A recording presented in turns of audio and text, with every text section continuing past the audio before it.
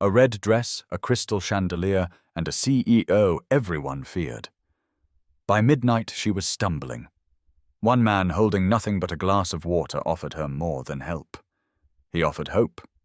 Share where you're watching from in the comments and hit subscribe so you never miss stories like this. By 11:30, Victoria Hayes, Chicago's most feared CEO, couldn't remember how many champagne glasses she'd emptied. The Palmer House ballroom blurred at the edges. Her designer heels felt like stilts beneath her, and when she tried to leave, the corridor stretched impossibly long. She was drowning, and everyone who saw it turned away. The annual Tech Innovation Gala had started 6 hours earlier, with Victoria commanding the room like always. Her crimson gown was designed to make a statement. At 38, she'd built Hayes Technology Group cloud security software into an industry titan. Forbes featured her last month. Competitors called her ruthless.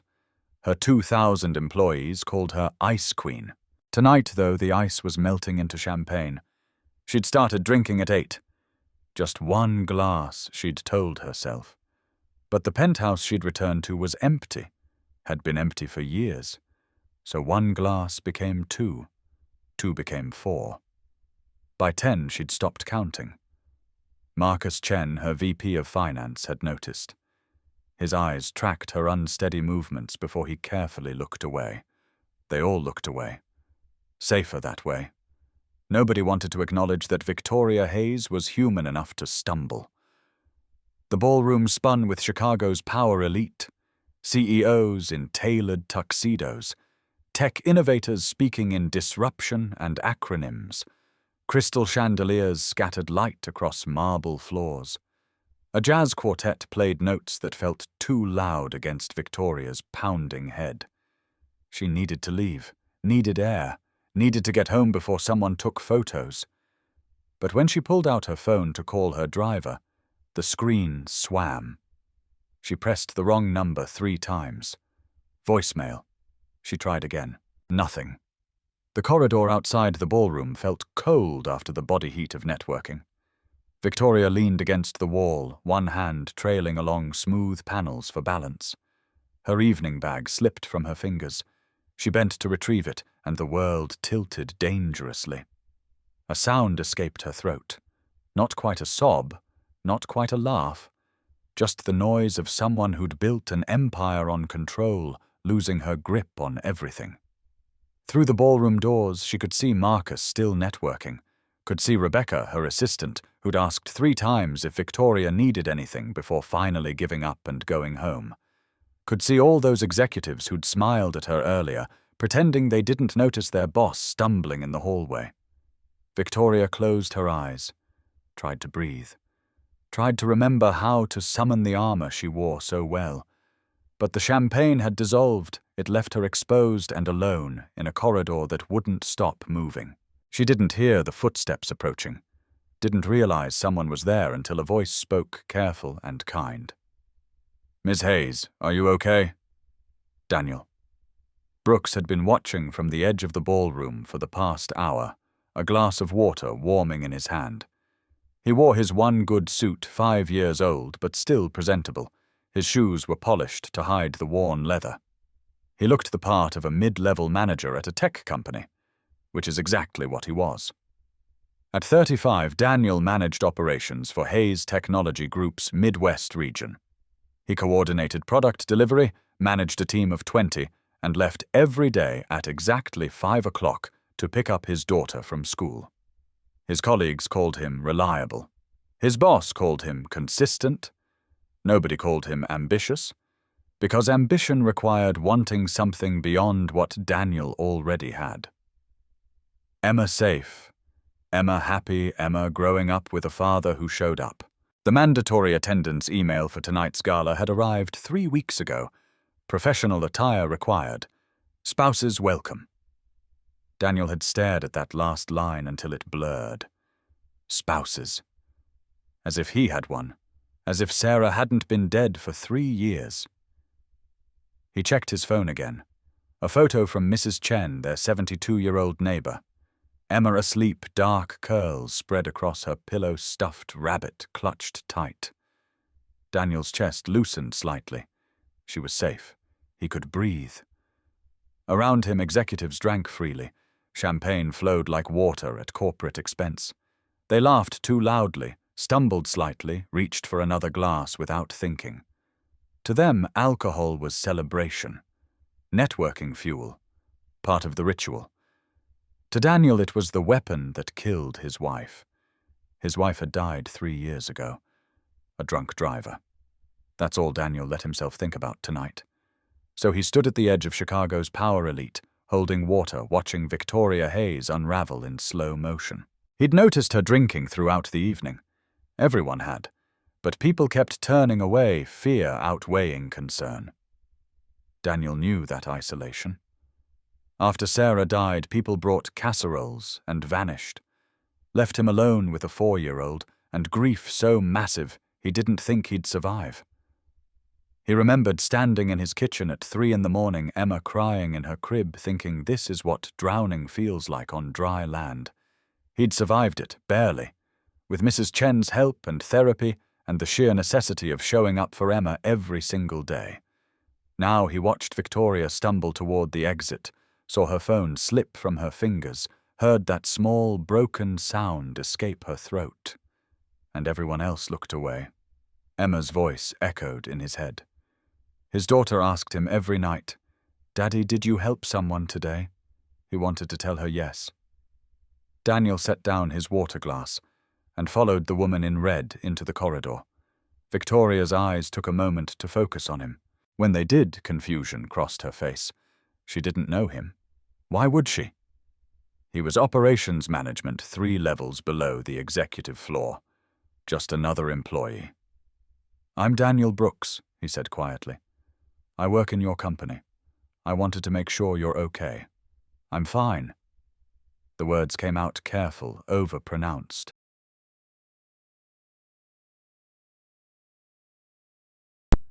"Your driver isn't answering." Victoria looked at her phone like it had betrayed her. "He will. He always does."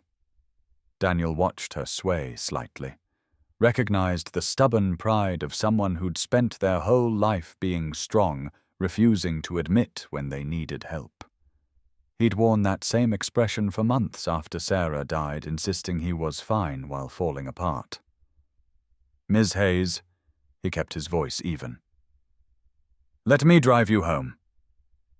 Her head snapped up. "I don't need—" She stopped, pressed her lips together. Some war played out behind her eyes. "Then do you know who I am?" "Yes, ma'am. You're the CEO. And right now, you're someone whose driver isn't coming. Please let me help." Something in his tone cut through the champagne fog. Not pity, not judgment. Just steady certainty that this was the right thing to do. Victoria studied him, trying to focus. "Brooks, you said Daniel Brooks. Operations, 4 years with the company, and you're offering to drive me home." She laughed, bitter. "Do you know how that looks?" "I know how it would look if I left you here." Daniel's voice was quiet but firm. "And I couldn't live with that." The honesty reached her. Victoria closed her eyes briefly. When she opened them, exhaustion had replaced defiance. "Fine. Take me home." But this, she gestured vaguely between them.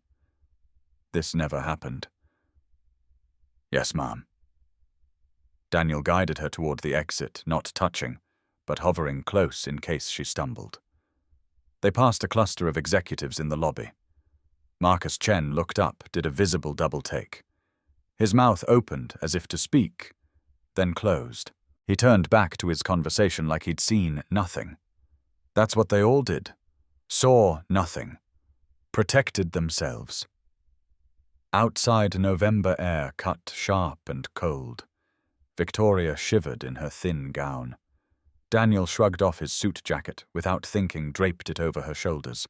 She pulled it tight, looking suddenly small. "You don't have to be nice to me," she said. "I'm just making sure you get home safe."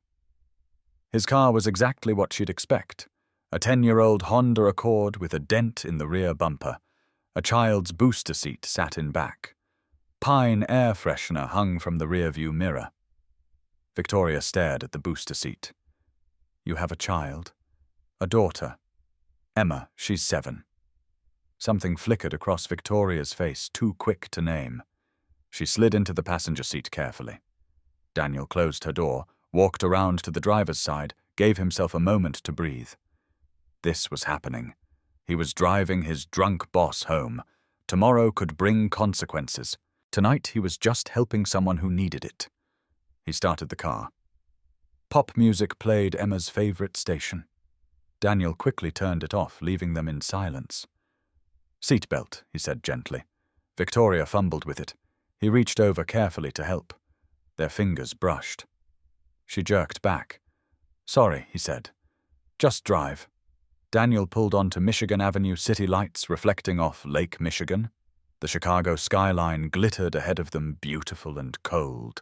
Like Victoria Hayes in every company meeting he'd attended. Beautiful, cold, untouchable.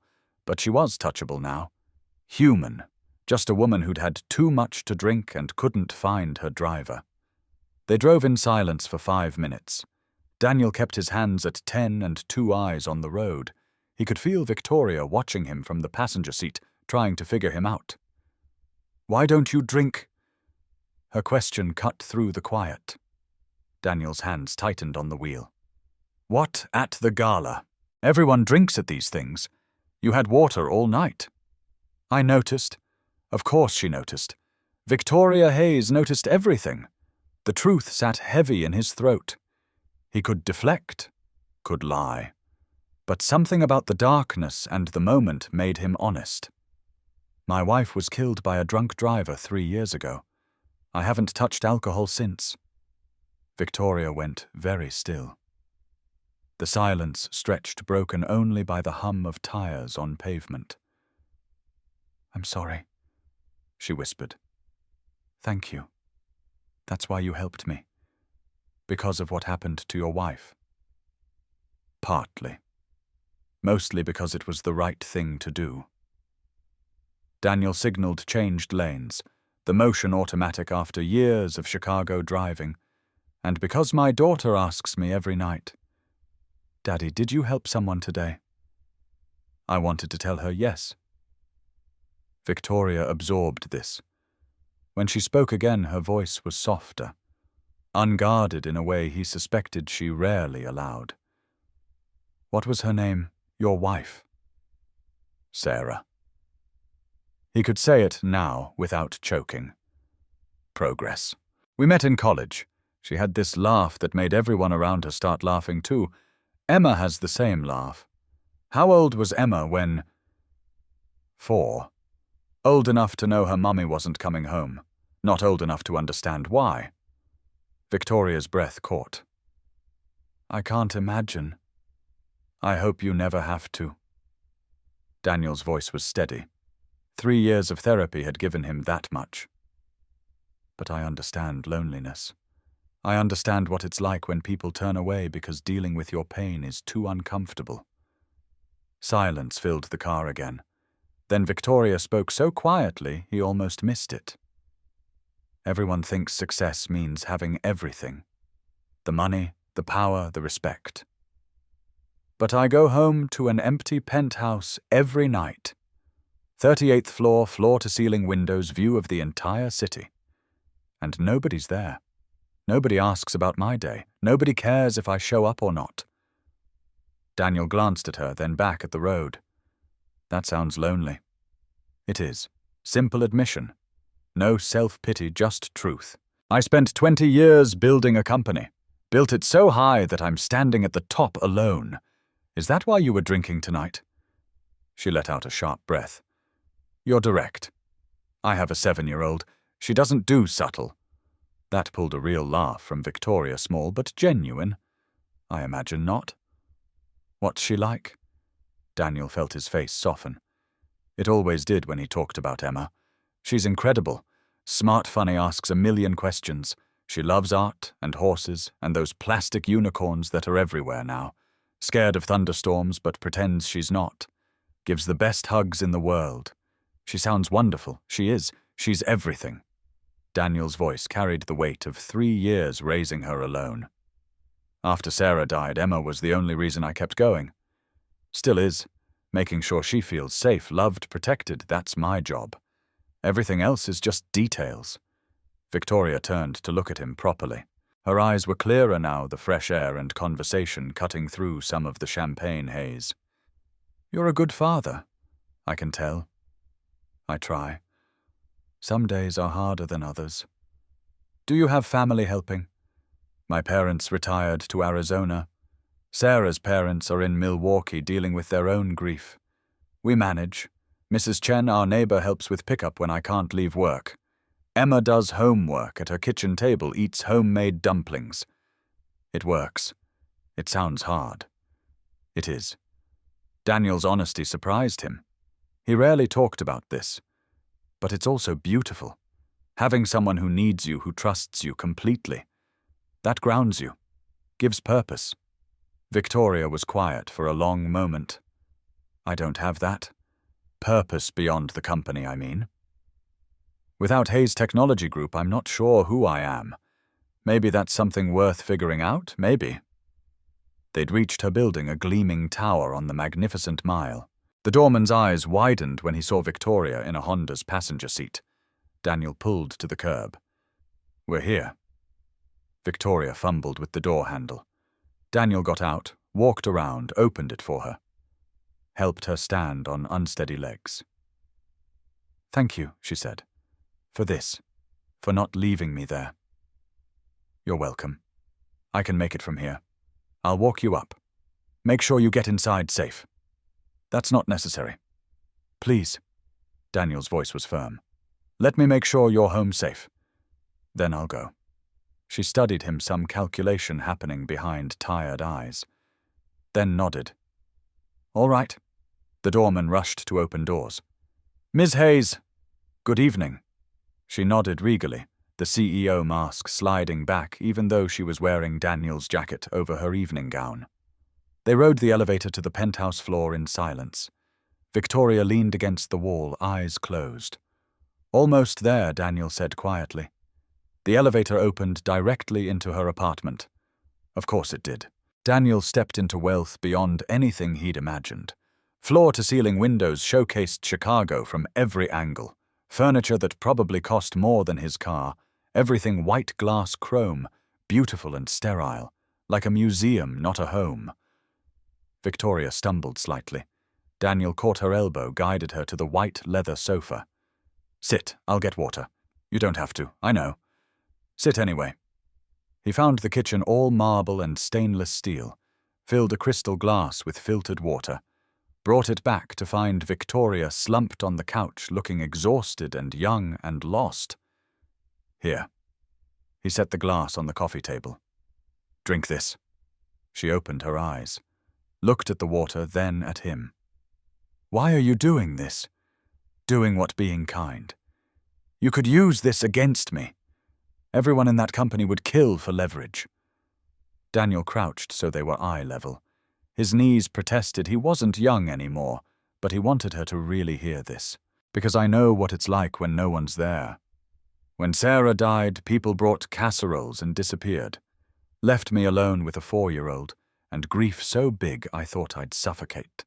I learned that real kindness is rare. So if I can be that for someone else, I will. Victoria's eyes filled. She blinked furiously, refusing to let tears fall. You're a good man, Daniel Brooks. I'm just trying to be. He pulled out his phone. What's your number? I'll text you so you can let me know you're okay tomorrow. She recited it.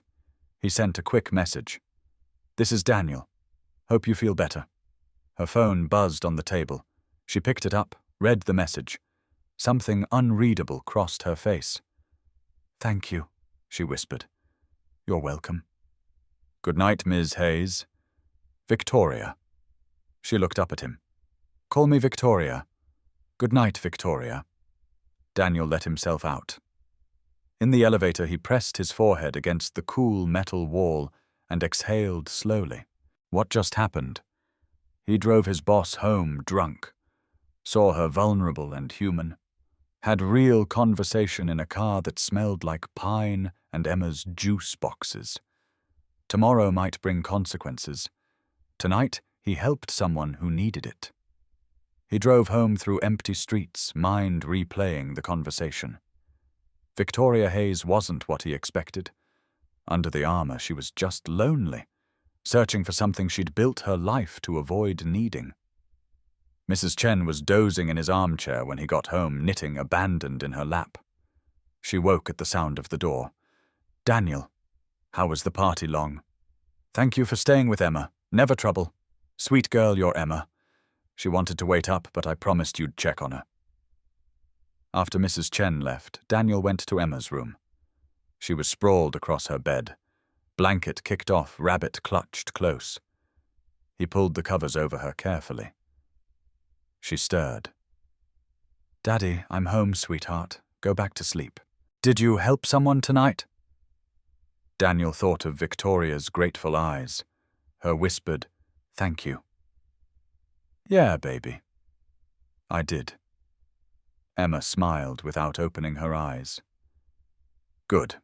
That's what heroes do." He kissed her forehead. In his own room, he saw Victoria's text waiting. "I'm okay. Thank you for tonight. I won't forget this."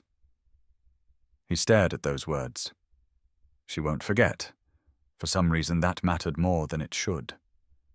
Sunlight stabbed through floor-to-ceiling windows. Victoria had forgotten to close the blackout shades.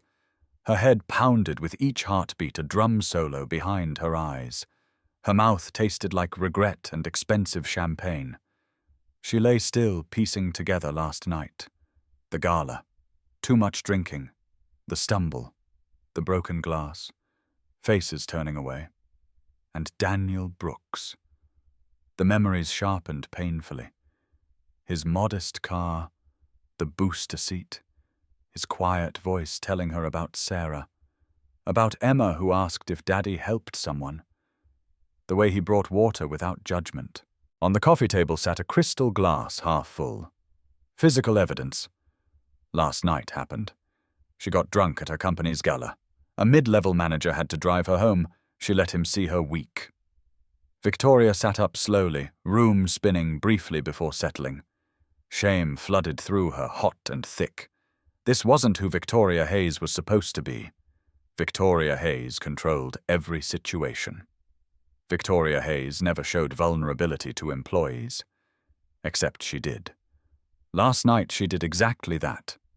Her phone showed 6 missed calls from Rebecca, 12 urgent emails, the world spinning on while Victoria slept off her mistakes. She scrolled through messages waiting for the gossip to start, waiting for someone to reference last night to hint at what they saw. Nothing. Just business as usual. Rebecca asking about Monday's schedule, Marcus sending quarterly projections, the IT director needing budget approval. No whispers, no knowing comments. Like last night didn't happen, except it did. And Daniel Brooks knew. Victoria's finger hovered over his number. She could delete it, pretend she never received it. Show up Monday as if nothing happened, Ice Queen intact. He'd take her cue and never mention it. That's what the old Victoria would do. The Victoria who confused power with protection, who told herself loneliness was a reasonable price for success. But something about last night cracked something open. Maybe the champagne loosening her tongue. Maybe Daniel's kindness when he could have walked away. Maybe sitting in that car listening to a man talk about his daughter with such tender love. Or maybe realizing she'd been lying to herself for years. The empty penthouse wasn't success. It was symptom. Victoria typed a response. Deleted it. Typed again. I'm okay. Thank you for tonight. I won't forget this. She stared at the words for a full minute before hitting send. An acknowledgement. A crack in the armor. Admission that last night happened and mattered. Her phone buzzed immediately. Just a simple thumbs-up emoji from Daniel. No lengthy response. No fishing for favor, just acknowledgement received and accepted. Victoria set the phone down. Something loosened in her chest. He wasn't going to use this against her. Somehow she knew that with certainty. When was the last time someone cared about her well-being with no ulterior motive? She couldn't remember. Victoria stood slowly, made her way to the bathroom. Her reflection stared back. Smudged makeup, tangled hair, yesterday's vulnerability written in every line. She looked human, real. Maybe that wasn't the worst thing. She showered, letting hot water wash away physical remnants of last night. But the memories stayed sharp. Daniel's quiet strength. His daughter. The fact that he answered yes to Emma's question because of Victoria. Nobody had helped Victoria in years. She'd made sure of that. Built her empire specifically so she'd never need help. Never be vulnerable. Never give anyone power over her. But power was just another word for lonely. She dressed in comfortable clothes, yoga pants, and a soft sweater, made coffee in her pristine kitchen, carried it to the window and stared out at the city below. Sunday stretched ahead empty as always. She could work, review presentations for Monday's board meeting, return those urgent emails. Instead, Victoria sat on her white couch and thought about a 7-year-old girl named Emma, who probably woke up this morning asking about the fancy party. About Daniel making breakfast, probably burning it based on how he talked about his cooking. About small, ordinary morning rituals of a family. She picked up her phone again, pulled up Daniel's number. She could invite him to coffee. Say she wanted to discuss last night privately. But not today. Today she'd let the hangover fade, let herself process the fact that someone saw her broken and didn't turn away. Tomorrow, though. Tomorrow she'd face Daniel Brooks and make a choice. Pretend it never happened. Or acknowledge the truth that last night changed something fundamental. That she didn't want to be untouchable anymore. She wanted to be human. Monday morning arrived with Chicago's typical November gloom. Daniel dropped Emma at school, watching her run toward the entrance with her purple backpack bouncing. She turned at the door, waved big. He waved back, stomach tight with anxiety. Today he faced Victoria Hayes. He had no idea what to expect. Termination for seeing too much cold professionalism designed to erase vulnerability. Or something else entirely. The elevator to Hayes Technology Group's headquarters felt slower than usual. Daniel adjusted his tie 3 times, checked his reflection in polished doors. He looked like a man heading to his execution. The office hummed with Monday energy. People clutching coffee, urgent emails flying, someone already raising their voice in a conference room. Daniel made it to his desk without incident, opened his laptop, tried to focus on delivery schedules. His phone rang. Internal line. Daniel Brooks. Mr. Brooks, this is Rebecca Chen, Ms. Hayes' assistant. Ms. Hayes would like to see you. Now, please. His heart dropped. Of course. I'll be right up. He stood on unsteady legs. Grabbed his phone, his portfolio, nothing useful, but something to hold. The walk to the elevator was endless. Sarah from accounting raised her eyebrows. Tom from IT mouthed good luck. Nobody got summoned to the CEO's office unless they were being promoted or fired, and Daniel hadn't done anything promotion-worthy lately. The executive floor was glass and steel and hushed importance. Rebecca sat at her desk, immaculate and efficient. She looked up when Daniel approached. Go right in. She's expecting you. Daniel knocked once. A voice called, Come in. Victoria's office was stunning.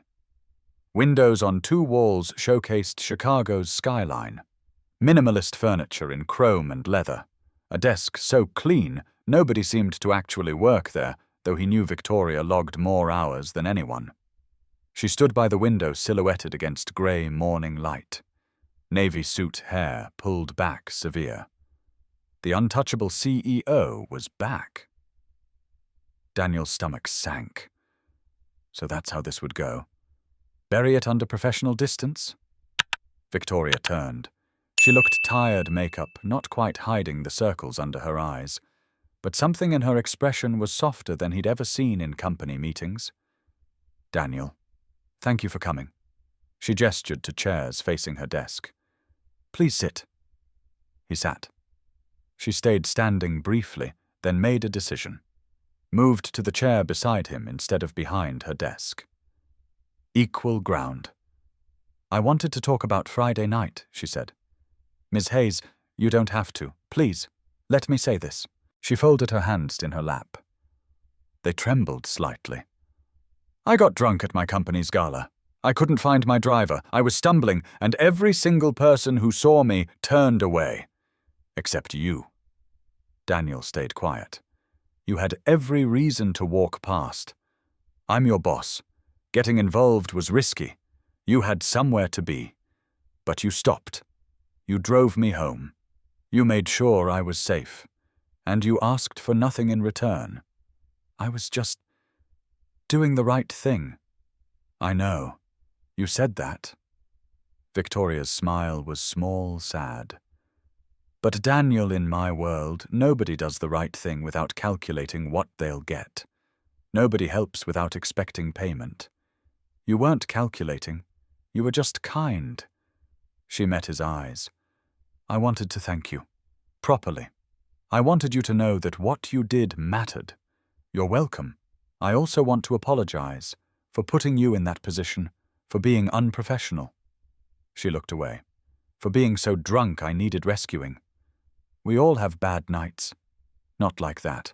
Not in front of employees. She took a breath. I've been thinking about what you said. About your daughter asking if you helped someone. Emma. Emma. Victoria said the name carefully. You said she asks every night, and Friday you got to tell her yes because of me. That's right. No one asks me questions like that. No one checks if I helped anyone beyond profits and market shares. I've built my whole life around being successful, and somewhere I forgot to build anything else. Her voice dropped. I forgot how to be a person. Daniel didn't know what to say. Victoria walked back to the window. I want to offer you a promotion. VP of Operations.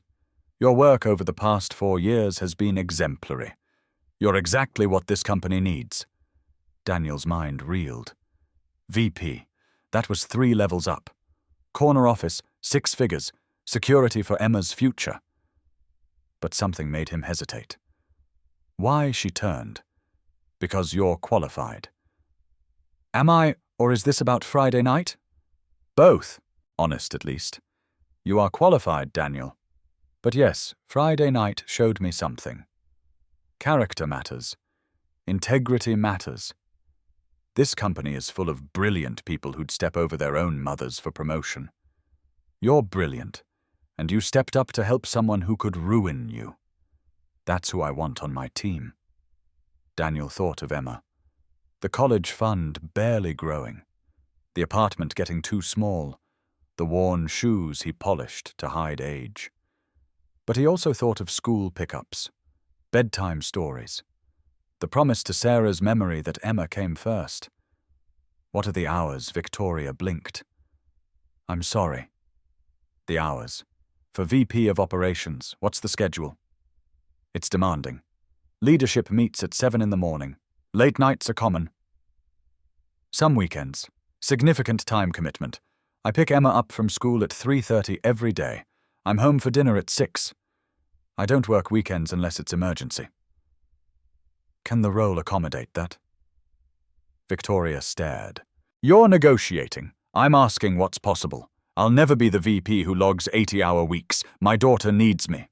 That comes first. Always. Something shifted in Victoria's expression. Respect. Or recognition. Then we make it work for you.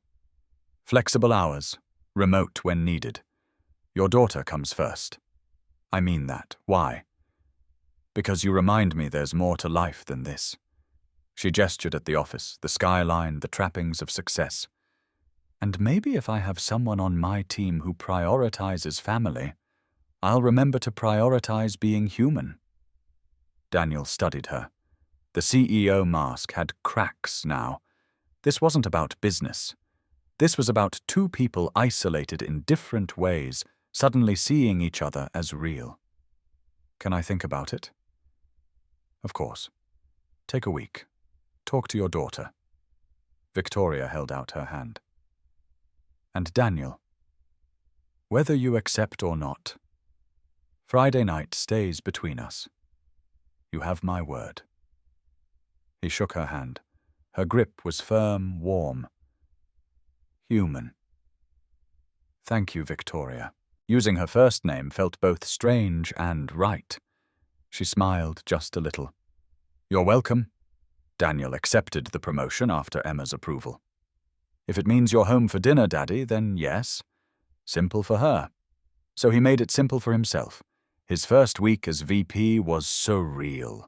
Corner office with a view, his name on the directory, colleagues who'd barely noticed him now asking for input approval time. But the strangest part was Victoria. She was different. Everyone noticed, though nobody could articulate how. She still led with precision, still made decisions with clarity. But there was softness at the edges. She listened more, asked questions instead of making pronouncements. In leadership meetings, she turned to Daniel frequently. Daniel, what do you think became her common refrain? The first time she asked about a major acquisition, other executives stared. Marcus Chen's jaw dropped. Daniel cleared his throat. I think we need to consider the human cost. The company we're acquiring has 200 employees. What happens to them post-merger? If we're laying off half to cut costs, that's 100 families affected. Is the profit margin worth that silence? Nobody talked about human cost in these meetings. It was numbers growth domination. Victoria nodded slowly. You're right. Marcus revised the proposal. Minimize layoffs. If this acquisition can't be done ethically, it's not worth doing. Marcus sputtered. Victoria, the whole point is cost-cutting. The point is sustainable growth, not growth that destroys lives. Her tone allowed no argument. Revise it. After the meeting, she caught Daniel in the hallway. Thank you. For what? For remembering that numbers represent people. They fell into step together, walking toward elevators. These small moments of conversation felt more real than any meeting. How's Emma? It still surprised him, her genuine interest. Good. She's in the school play next week, playing a tree. Victoria laughed. A tree. Apparently a very important tree. She has 2 lines and practices them non-stop. Daniel smiled. She asked if I'm bringing anyone to watch. What did you tell her, that Mrs. Chen and I will be her cheering section? He hesitated, then took a risk. She'd love to meet you, though. Knows I work for someone important now. Wants to meet the boss who lets Daddy come home for dinner. Victoria stopped walking. She knows about me. Some. I told her I got a new position that means I can keep our routine. She asked what my boss is like. I said you were fair, kind, that you understood family comes first. You said I was kind. Victoria's voice was quiet. You are. I'm not. People at this company call me Ice Queen. Dragon Lady. Worse. Then they don't know you. Daniel met her eyes. The woman who offered me flexibility for Emma. That's kind. Who revised an acquisition to save jobs. That's kind. Maybe they see armor. I see the person underneath. Victoria looked away, but not before Daniel caught the shine in her eyes. I'd like to meet Emma, if that's appropriate. Would you come to her play next Friday at 7? Just an elementary school production. But she'd be thrilled. I don't want to intrude. You wouldn't be. You'd be a friend coming to support her. If you want. Victoria considered this. Finally nodded. I'd love to come. In the elevator, Daniel leaned against the wall and exhaled slowly. He just invited his boss to his daughter's school play, either the smartest or stupidest thing he'd ever done. But when he picked up Emma and told her someone from work was coming to watch her be a tree, her face lit like Christmas. "Really, your boss is coming, if that's okay with you? That's so cool, Daddy. I'm going to be the best tree ever." That night, Emma practiced her 2 lines until Daniel knew them by heart. And lying in bed staring at the ceiling, Daniel realized something fundamental had shifted. Victoria Hayes wasn't just his boss anymore. She was becoming his friend. Maybe something more. The play was a disaster in the most endearing way. 2 kids forgot their lines. The backdrop fell during Act 2. Emma, playing tree number 3, delivered her lines with such dramatic flair that half the audience laughed. Victoria, sitting between Daniel and Mrs. Chen in the crowded elementary school auditorium, laughed until tears streamed. She wore jeans and a sweater hair in a ponytail. She looked younger, lighter, happy. When the show ended, Emma ran off stage straight into Daniel's arms. "Did you see me, Daddy?" I remembered both lines. "You were perfect. The best tree I've ever seen." Emma noticed Victoria.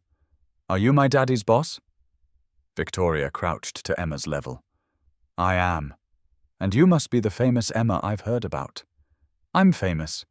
Your daddy talks about you constantly. Says you're the smartest, funniest, kindest girl in the world." Emma beamed. "Did you like the play?" "I loved it. Especially the trees. You have real stage presence." "What's that?" "It means you command attention. Everyone watches you because you're confident and natural. It's a gift." They drove Emma and Mrs. Chen home. Victoria in the front seat like she belonged. Emma chatted from the back about the play, her friends, her upcoming art project. Victoria listened, asking questions, laughing. Mrs. Chen studied Victoria with sharp eyes. As they pulled up to the building, she patted Daniel's shoulder. "This one's a keeper," she whispered in Mandarin, nodding at Victoria. After Mrs. Chen left and Emma was in bed, Victoria lingered in the doorway. "Thank you for inviting me. That was the most fun I've had in years." "A children's school play?" "Yes, because it was real. No agendas, no politics, just kids being kids." She looked down the hallway where Emma's room glowed. "She's wonderful, Daniel." "She is. She's my whole world. I can see why." Victoria hesitated. "Can I ask you something?" "Of course. Do you ever get tired? Doing it all alone?" Daniel leaned against the doorframe. "Every day. But then Emma hugs me and tells me I'm her hero, and somehow I find energy to keep going." "You are a hero. Not the cape-wearing kind. The real kind. Who shows up every single day. So are you. You just haven't let yourself believe it." Victoria's eyes shone in dim hallway light. For a moment they just looked at each other. Something passed between them, unspoken but undeniable. Then Emma called. "Daddy, can I have water?" The moment broke. Daniel smiled apologetically. "Duty calls." "Of course. Good night, Daniel." "Night, Victoria. Thanks for coming." She walked to the elevator. Daniel watched until she disappeared inside. Then he went to Emma's room, brought water, tucked her in again. "I like your boss," Emma said sleepily. "She's pretty and nice. You should marry her." Daniel nearly dropped the water glass. "What?" "She makes you smile, like Mommy used to in pictures. That means she makes you happy. You should marry people who make you happy. It's not that simple, sweetheart. Why not?" "Why not, indeed." Daniel kissed her forehead. "Sleep, baby." But as he closed her door, Daniel admitted Emma might be on to something. Victoria made him smile, made him feel seen in a way he hadn't since Sarah died, made him believe his heart could hold more than grief. The next weeks proved Emma right.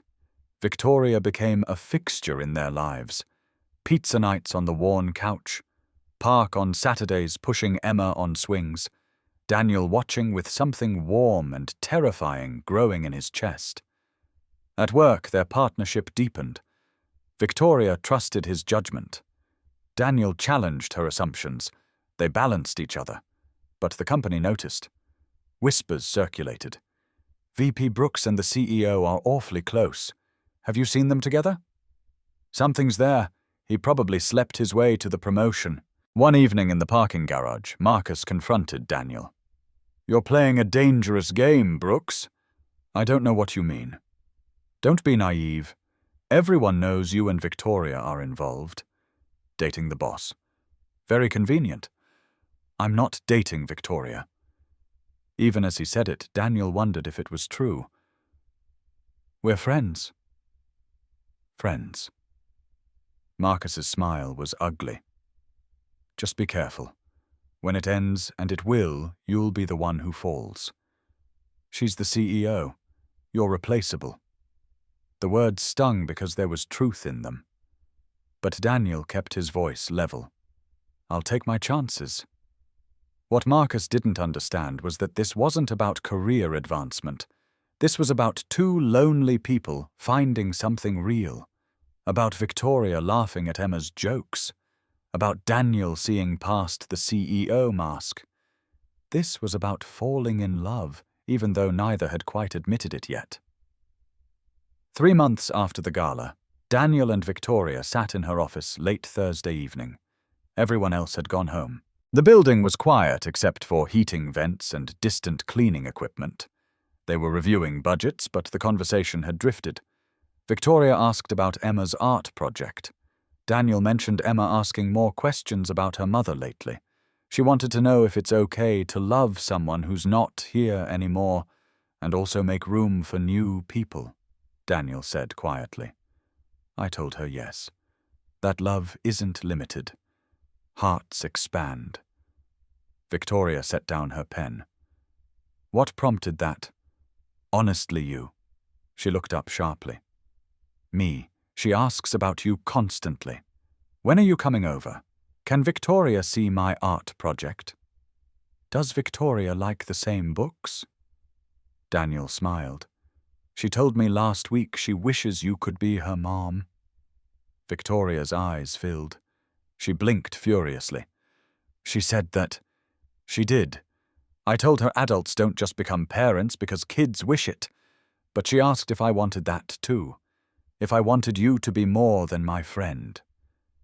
The air charged with possibility. What did you tell her?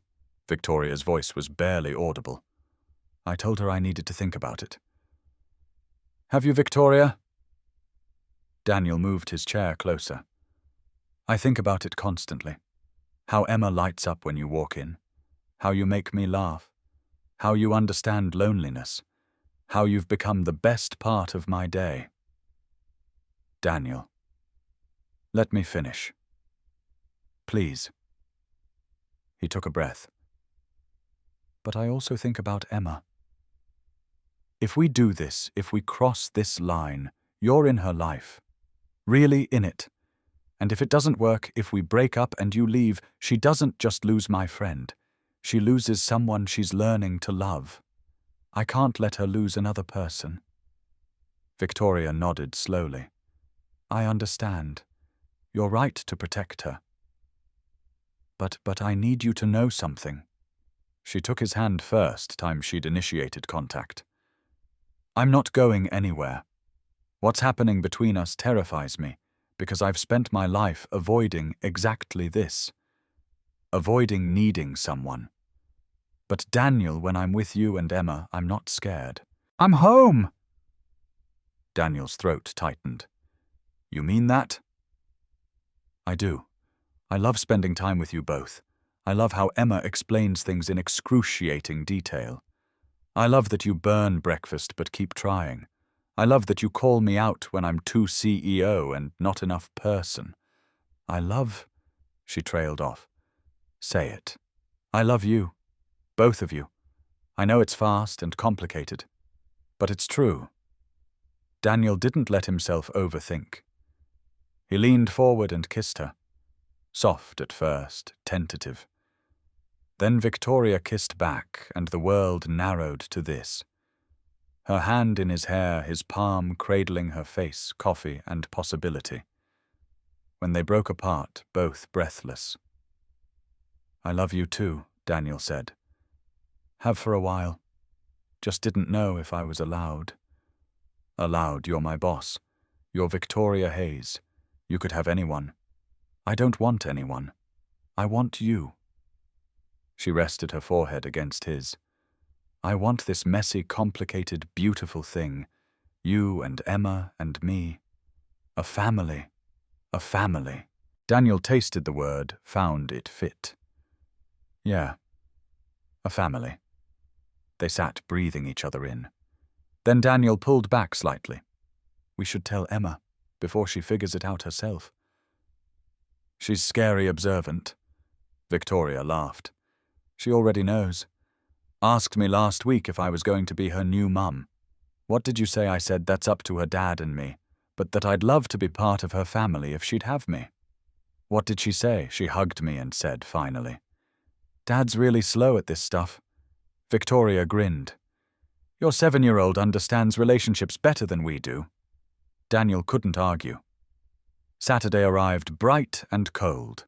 They stood in line at the Art Institute of Chicago, Emma bouncing between them. "We're really going to see real famous paintings, even better than books," Victoria promised. Inside the Art Institute, Emma pulled them from gallery to gallery, eyes wide, at paintings she'd only seen in books. But it was the children's workshop that truly captivated her.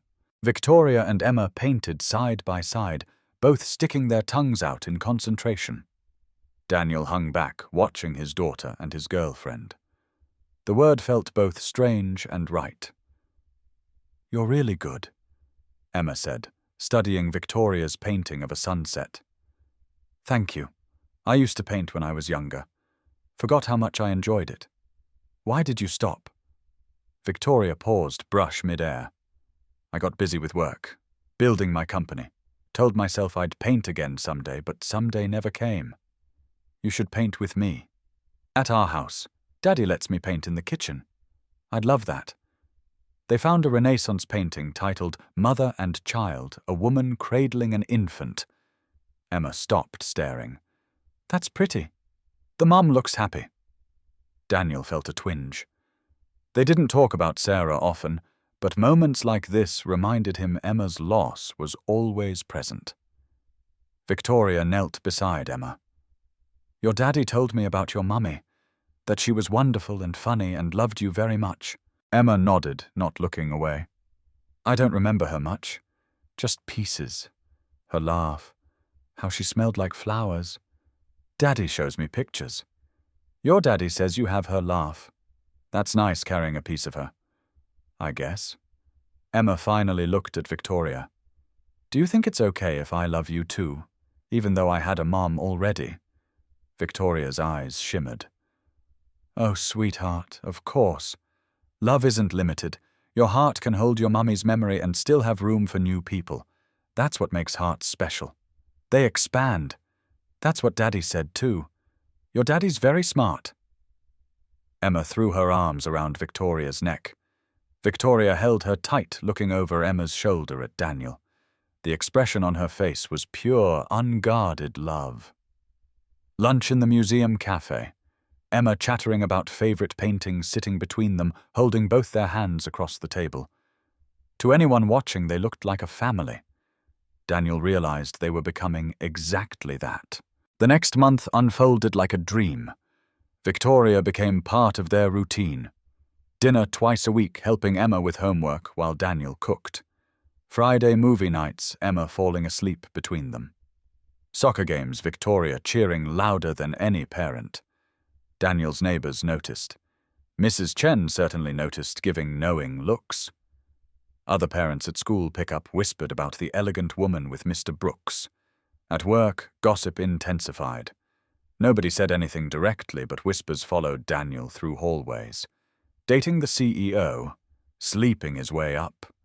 Wonder how long until she gets bored. Daniel ignored it mostly. He knew his work stood on merit. But doubt crept in during quiet moments. What if they're right? What if this is a phase for Victoria? What if she gets bored with playing house and goes back to her penthouse, leaving them behind? Victoria sensed his anxiety one evening. Emma asleep, dishes done. The domestic evening winding down. Victoria had been staying later and later, neither ready to say goodnight. "You're thinking too loud," she said, curled beside him on the couch. "Sorry. Want to talk?" Daniel debated deflecting, chose honesty. "People at work are talking. About us, I know. Does it bother you?" "Only because it bothers you." She shifted to face him.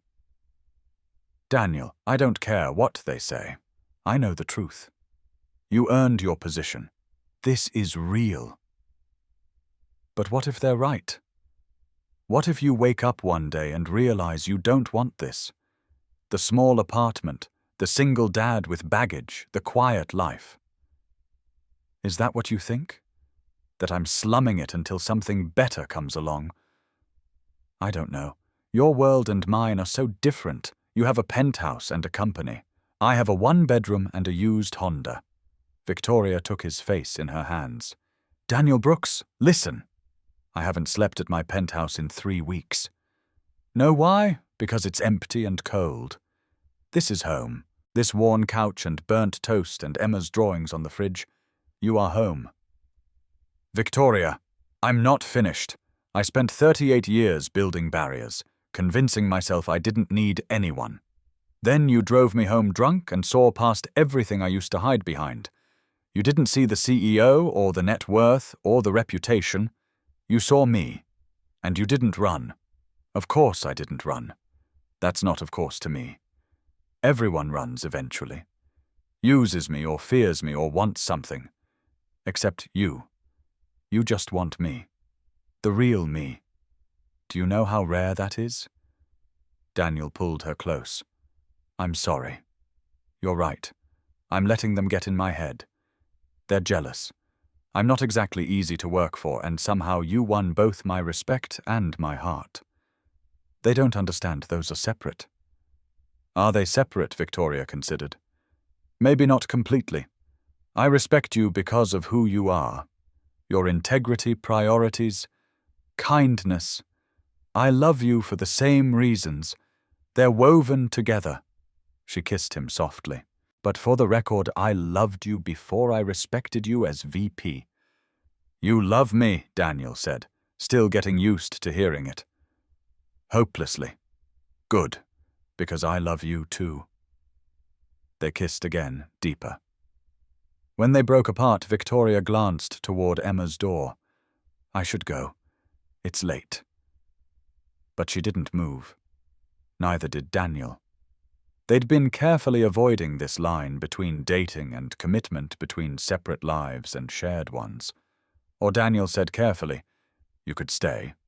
Not like that. Just stay. Sleep on the couch. Or take my bed. I'll take the couch. Stay because it's late and I don't want you driving tired. Because I don't want to leave Victoria finished." "Yeah." She nodded. "Okay. I'll stay." Daniel got spare pajamas, t-shirt, and sweatpants that swallowed her smaller frame. She emerged from the bathroom looking young and vulnerable without makeup hair down in his clothes. "You can have the bed. I'll take the couch. Don't be ridiculous." The couch is barely long enough for Emma. They argued about it for 5 minutes before Emma appeared in her doorway, rubbing sleep from her eyes. "Why are you both so loud?" "Sorry, sweetie. Victoria's staying over. We were figuring out sleeping arrangements." Emma rolled her eyes. 17 instead of 7. "Victoria sleeps in your room, Daddy. You're grown-ups. That's what grown-ups do when they love each other." "Emma, Mummy's been gone a long time. It's okay if Victoria sleeps in your bed. I know you miss having someone." She said it matter-of-factly wise beyond years. Daniel knelt to her level. "Baby, are you really okay with all this is? With Victoria being here, with me loving someone who's not Mommy? I already told you, yes, Victoria's really nice. She helps me with art and comes to my games. And Daddy, she makes you smile again. Like how you used to smile with Mommy in the pictures. I like when you smile. Emma hugged him. I want you to be happy, Daddy.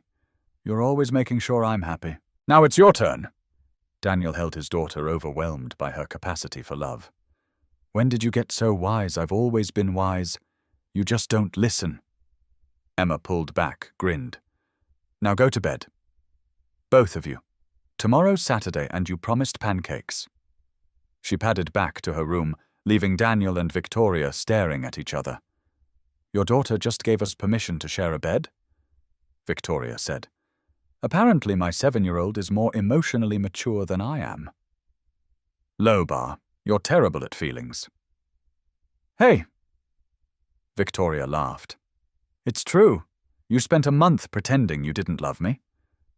Fine. I'm bad at feelings. But I'm good at pancakes. You're really not. You burn them every time. They went to bed, chastely, Victoria on one side, Daniel on the other, careful space between them. Not about sex. About not sleeping alone. About having someone's breathing in darkness to remind you that you matter. Daniel fell asleep to the sound of Victoria's breathing. For the first time since Sarah died, his dreams were peaceful. 2 weeks later, Victoria officially moved some belongings in. Not all. She kept her penthouse kept distance, but her toothbrush sat by his.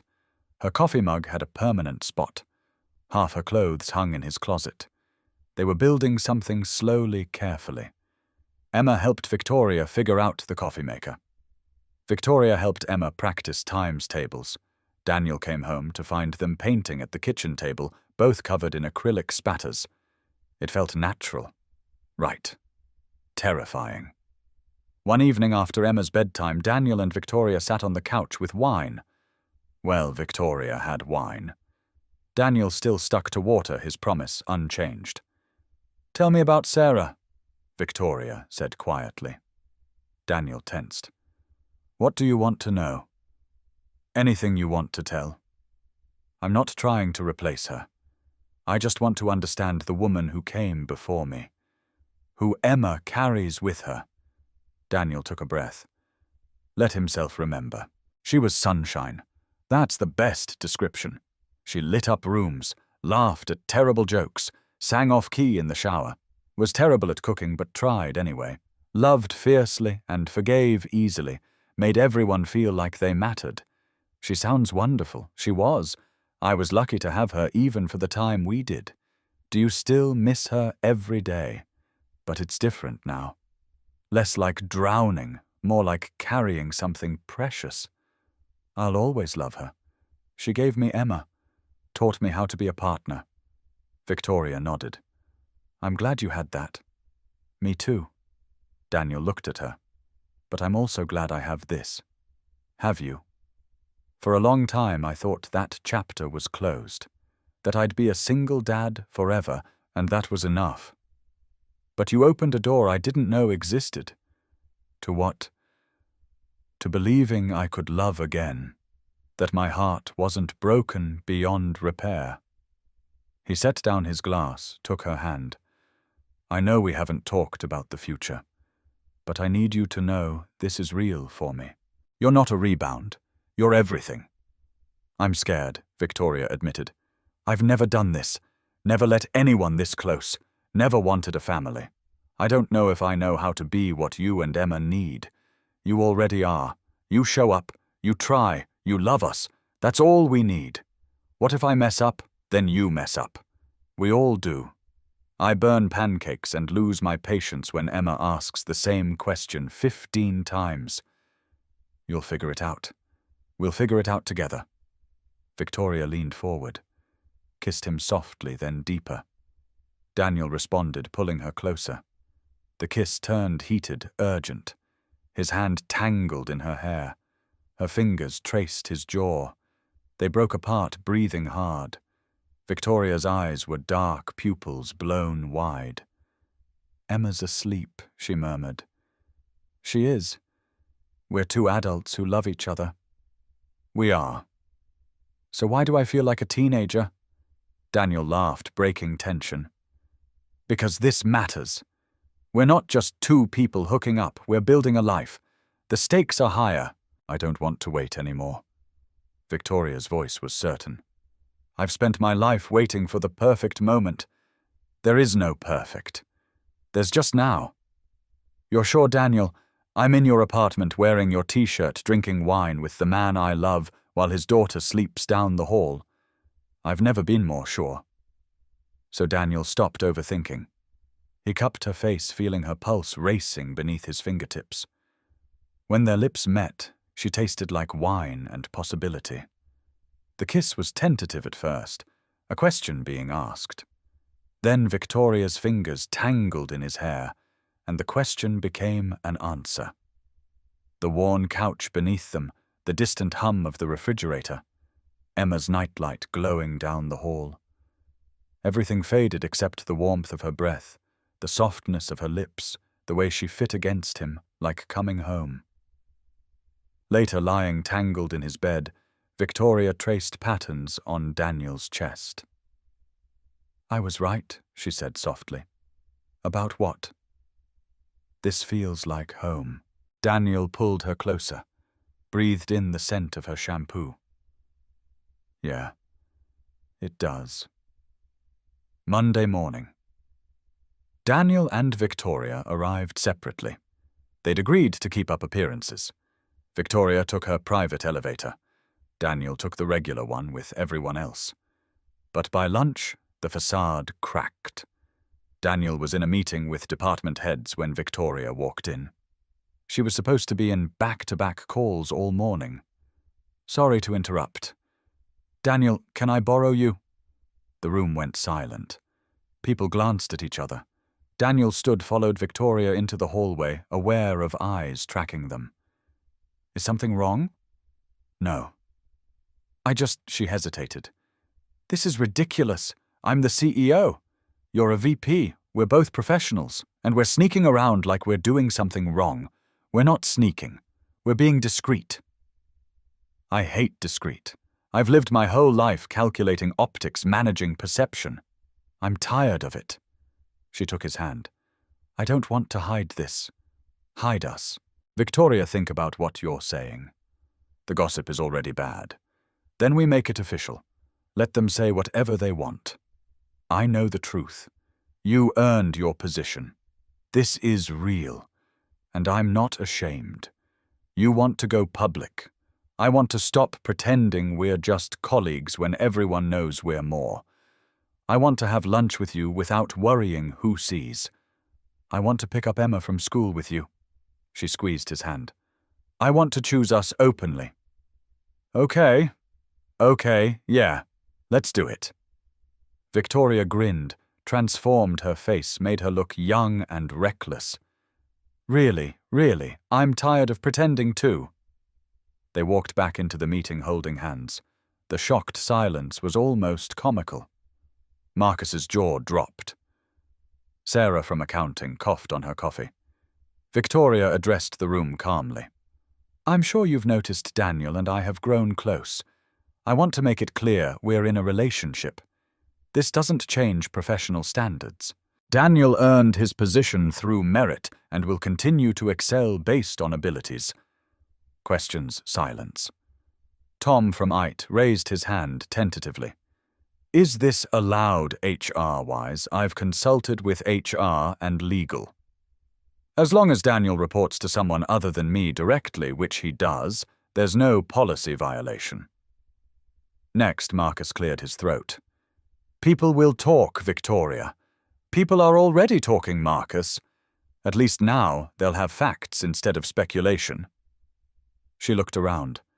I know this is unusual, but Daniel and I have found something real and I refuse to hide it.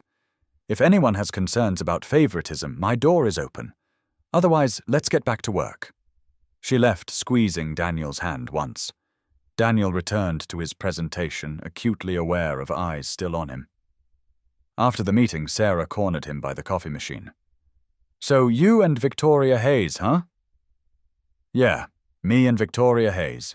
How did that happen? Long story involving a gala and too much champagne, and me being in the right place. Sarah studied him.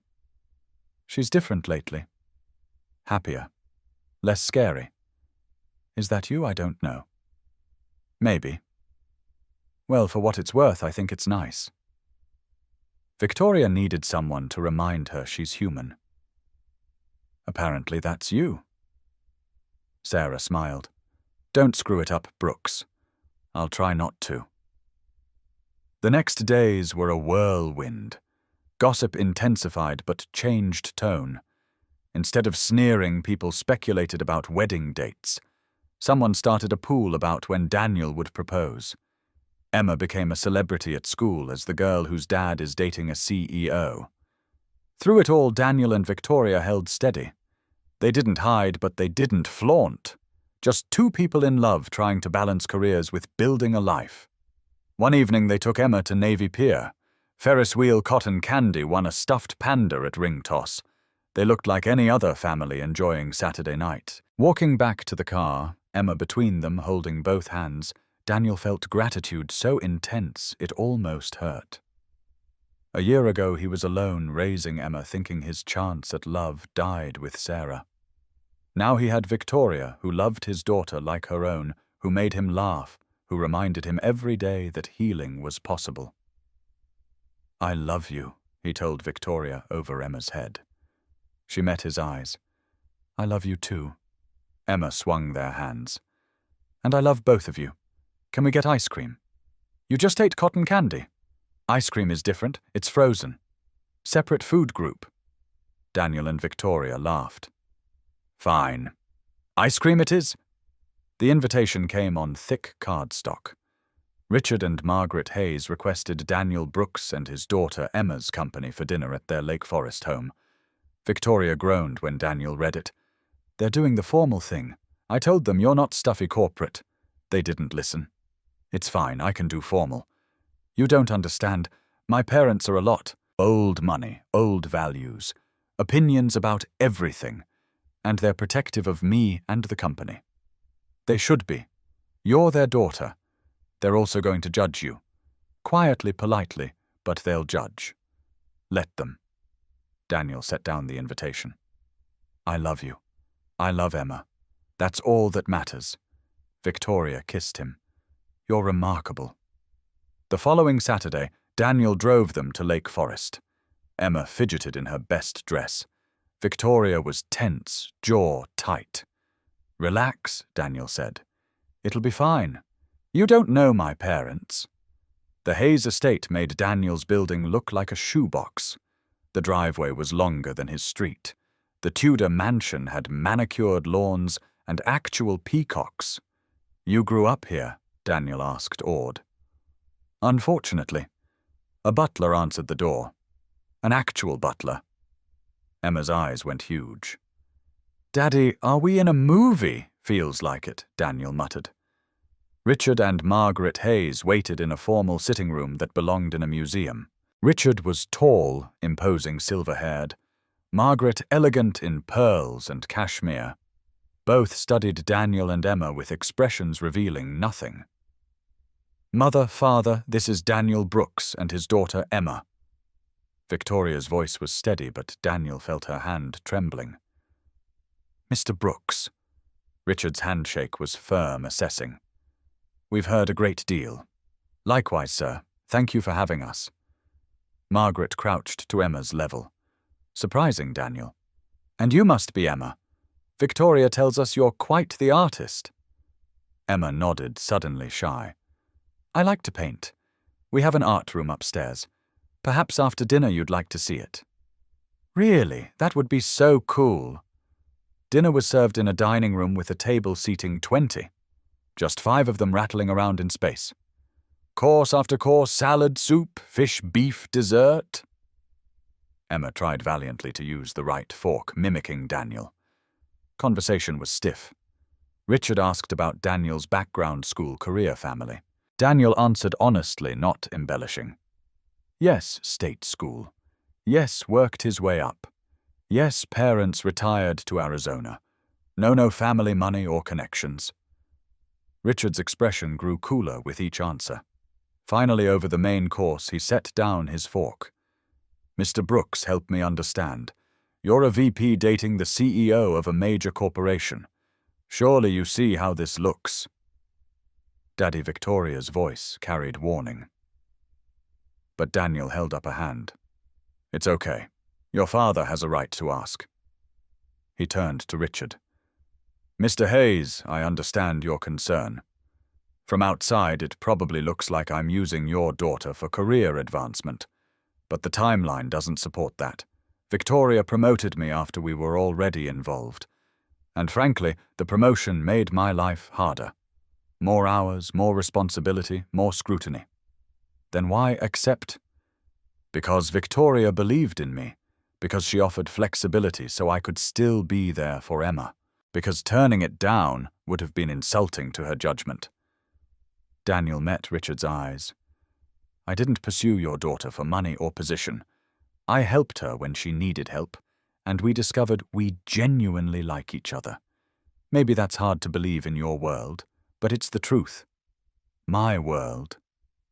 Richard's eyebrow arched. A world where relationships are strategic, where people are assets to be leveraged. I don't operate that way. I'm a single father doing my best to raise a good kid and be a good man. Your daughter makes me happy. I hope I make her happy too. That's all I have to offer. Silence fell. Emma looked between adults reading tension. Margaret spoke for the first time since dinner started. Do you love her very much? And Emma? How does she feel about Victoria? Emma piped up, unable to stay quiet. I love Victoria. She's teaching me to paint, and she comes to my soccer games, and she reads me bedtime stories when she stays over. She's really good at funny voices, and she makes Daddy smile like he used to in pictures with Mommy, which means she makes him happy, and I want Daddy to be happy. Simple honesty of a child. Margaret's expression softened. And you, Emma? Are you happy? So happy. Daddy says our family is small but full of love. Now it's bigger and still full of love. That's good, right? That's very good, sweetheart. Margaret looked at Daniel, then Victoria. You've raised a wonderful daughter, Mr. Brooks. Thank you. Richard was still stone-faced. But Margaret touched his arm, silent communication. If you'll excuse us, Richard said, standing. Margaret and I need to speak privately. They left. Victoria took Daniel's hand. I'm sorry. They're worse than I thought. They're protective. It's natural. Daddy. Are they mad at us? Emma whispered. I don't think so, sweetheart. They just need time. 15 minutes later, Richard and Margaret returned. Richard looked at Daniel for a long moment. Mr. Brooks, Daniel. I spent my life building a company for my daughter, watching her sacrifice everything to make it succeed. She's brilliant and capable, but she was lonely. We worried. He glanced at Victoria. Then you came along, and suddenly she's smiling. Leaving work at reasonable hours. Talking about things other than profits and markets. You did that. We did that together, Daniel said. Perhaps. Richard sat. I don't pretend to understand how this happened, but I can see it's real, and I can see my daughter is happy. That matters more than pedigree or connections. Victoria's eyes filled. Daddy. However, Richard continued, if you hurt her, if you're using her in any way, you will answer to me. Understood. Understood. But I won't hurt her. I promise. Margaret smiled. Then welcome to the family, Daniel. And Emma, would you still like to see the art room? Emma's face lit. Yes, please. The rest of the evening passed pleasantly.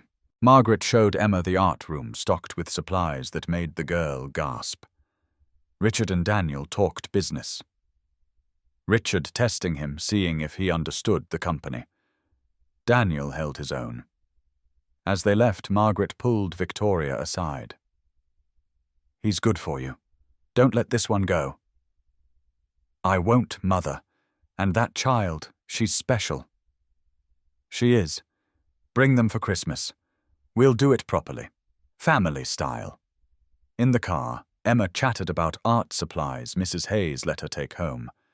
Victoria leaned against Daniel's shoulder, exhausted but relieved. "That went better than expected," she said. "Your parents love you. They just needed to see I love you too. Do you love me?" Daniel glanced at her. "More than I thought possible." "Good. Because I'm not going anywhere." "Good." 3 months into their public relationship, trouble arrived in the form of Bradley Cooper, CFO. Bradley had been with Hayes Technology Group for 15 years.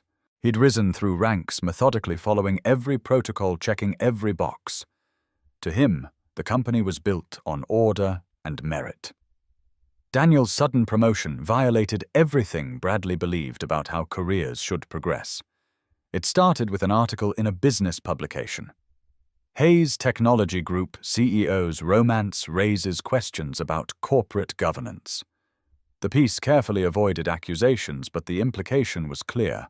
Victoria promoted her boyfriend, and now leadership was compromised.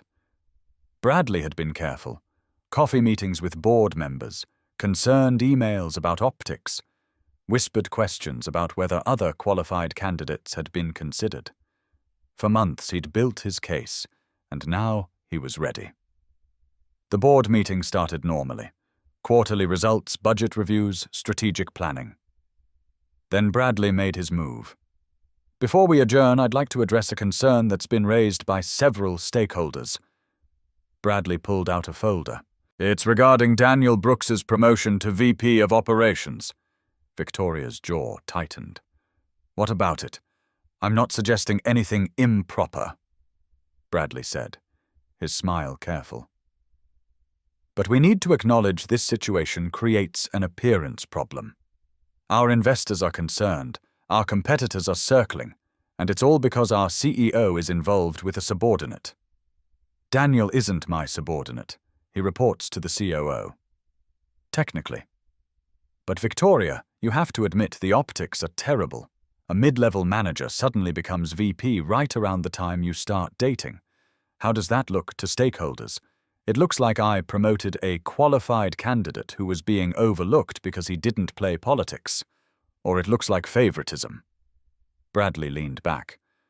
"I'm simply suggesting that for the company's good, Daniel should step down from his VP role, return to his previous position, remove the appearance of impropriety." Daniel spoke before Victoria could. "If my presence is causing problems, I'll resign entirely." Daniel, no. Victoria started. "It's fine. Emma's my priority anyway. This promotion has been wonderful, but not at the cost of harming Victoria or the company."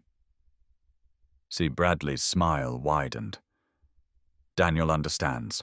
A graceful exit benefits everyone." "No." Victoria stood, voice sharp as glass. "Absolutely not. Daniel isn't going anywhere. Victoria, be reasonable." "I am being reasonable. You're trying to force out a valuable executive because you're bitter about not being considered for his position. You're using my relationship as a weapon, and I won't stand for it." Bradley's expression hardened. "Then perhaps you're not fit to be CEO. If you can't separate personal feelings from business decisions, don't." Victoria's voice could freeze blood. "Don't question my leadership. I've grown this company 300% under my direction. I've navigated hostile takeovers, market crashes, and endless attempts by bitter men to undermine me. I won't be pushed out because I fell in love. I'm not trying to push you out. I'm trying to protect the company. By attacking the man I love? By suggesting his competence is linked to our relationship?" Victoria walked around the table to where Bradley sat. "Here's what's going to happen. Daniel stays. His performance will be evaluated by an independent consultant, if that makes you feel better. But he earned his role, and he'll keep it based on merit alone. The board won't support this. Then let's ask them. Victoria turned to assembled board members. Show of hands. Who believes Daniel Brooks should be removed from his position? Bradley's hand went up. 2 others followed hesitantly. The rest remained down. The majority stands with me, Victoria said. So here's my final offer, Bradley. You can accept this gracefully, or you can tender your resignation. Choose. Bradley's face flushed red. You're making a mistake. The only mistake I made was not seeing your character sooner. You have until end of business today to decide. Bradley stormed out. The board meeting dissolved into chaos. Daniel sat still, processing what happened. Victoria had just gone to war for him, put her position on the line, chose him over politics and appearances. After everyone left, they were alone in the conference room. Victoria slumped in a chair, fight gone. Are you okay? Daniel asked. I don't know. I just threatened my CFO and challenged my board. This could backfire spectacularly. You didn't have to do that. I was ready to step down. I know. That's why I couldn't let you. Victoria looked up. Daniel, you were willing to give up your career to protect me, to protect the company. That's exactly the integrity I want on my team. If I let Bradley force you out, what does that say about my leadership? That you're pragmatic, that I'm a coward, that I value appearance over substance, that I'll sacrifice good people to appease bullies. She shook her head. I've spent my career fighting to be taken seriously as a woman in tech. I'm not going to undermine that by pretending our relationship invalidates your abilities. Daniel pulled her into his arms. She held on tight. What if this hurts the company, she whispered. What if investors pull out? What if? Then we'll figure it out, together. You might lose your job anyway. Then I lose it. Emma and I will be fine. We were fine before. We'll be fine after. I don't want you to lose anything because of me. Victoria. Daniel tilted her face up. Being with you isn't losing. It's winning. Whatever happens, we face it together. She kissed him, desperate and grateful. I love you. I love you too. The following week brought the independent review. A consulting firm evaluated Daniel's performance qualifications impact. They interviewed his team, reviewed projects, analyzed contributions. Daniel cooperated fully, despite the humiliation of having his competence questioned. Victoria stayed carefully distant, not wanting to influence results. The wait was excruciating. Emma noticed Daddy's stress, asked questions he couldn't fully answer. Victoria barely slept, running worst-case scenarios. Finally, the consultants presented findings to the board. After extensive review, the lead consultant announced we find that Daniel Brooks's promotion was not only warranted, but overdue. His performance metrics exceed expectations. His team shows high satisfaction and productivity. His projects have generated measurable value. In our professional opinion, his relationship with Ms. Hayes played no role in his advancement beyond potentially delaying it. We found evidence he was considered for promotion 6 months before Ms. Hayes initiated his review, but the process stalled. The boardroom was silent. Then one member spoke. So you're saying he should have been promoted earlier? Correct. Mr. Brooks's skills were being underutilized. Bradley, still present but clearly on thin ice, tried one more attack. But the appearance? The appearance, the consultant interrupted, is that a CEO recognized talent others overlooked. There's no impropriety here, just good management. The vote was called. Daniel's position confirmed by overwhelming majority. Bradley was asked to resign, which he did with poor grace. That evening, Daniel and Victoria celebrated quietly at his apartment. Emma made a congratulations daddy banner hanging crooked in the kitchen. Mrs. Chen brought dumplings. Small and perfect. I can't believe that's over, Victoria said, leaning against Daniel on the couch. Me neither. Though I could have lived without my entire career being scrutinized, I'm sorry you had to go through that. Don't be. It proved I earned this. Nobody can say otherwise now. Emma climbed onto the couch between them. Daddy, does this mean Victoria can stay forever now? Daniel and Victoria exchanged glances. Would you like that? Victoria asked carefully. Me staying, duh. You're like family. Better than family. You're actually here. Out of the mouths of babes. Daniel chuckled. She has a point. I just have one question, Emma said seriously. When are you going to ask her to marry you because I want to be a flower girl and I'm not getting any younger? Daniel choked on his water. Victoria laughed so hard she cried. Emma, that's not, we haven't. Daniel stammered. Oh, come on, Daddy. You love her, she loves you. You live together, basically. Just make it official. Emma rolled her eyes. Grown-ups are so slow. After Emma went to bed, they sat together in comfortable silence. She's not wrong, Victoria said eventually. About which part? The slow part. We've been dancing around this for months. We love each other. We're building a life together. Why are we waiting? Because marriage is a big step. Because Emma's involved. Because you're scared. Daniel was quiet. Then, yeah, because I'm scared. Sarah and I had forever, and then we didn't. The idea of promising forever again, of believing it's possible. I'm scared too, Victoria admitted. I'm 38, and I've never been married, never even came close. I don't know if I'll be good at it. You're good at everything. I'm really not. I'm good at business. I'm learning to be good at relationships, at family, at letting people in. She took his hand. But I want to learn with you. I want to try. Daniel kissed her softly. Me too. So what are we waiting for? I guess nothing. They sat there, the future stretching ahead, uncertain but bright with possibility. Summer arrived humid and hot. Daniel and Victoria's home, theirs, now officially hummed with life. They'd moved to a house with a yard, kept Daniel's modest sensibility, but upgraded for space.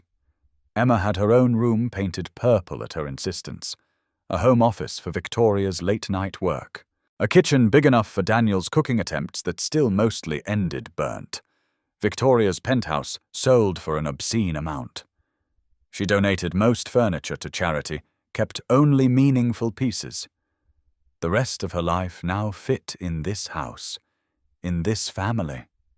She'd never been happier. She woke Saturday morning to Emma bouncing on the bed. Mom, wake up. We're making pancakes for Daddy, Mom. The word still made Victoria's throat tight. Emma started saying it 3 months ago tentatively. Is it okay if I call you Mom? Victoria had cried and said yes. Now it was natural.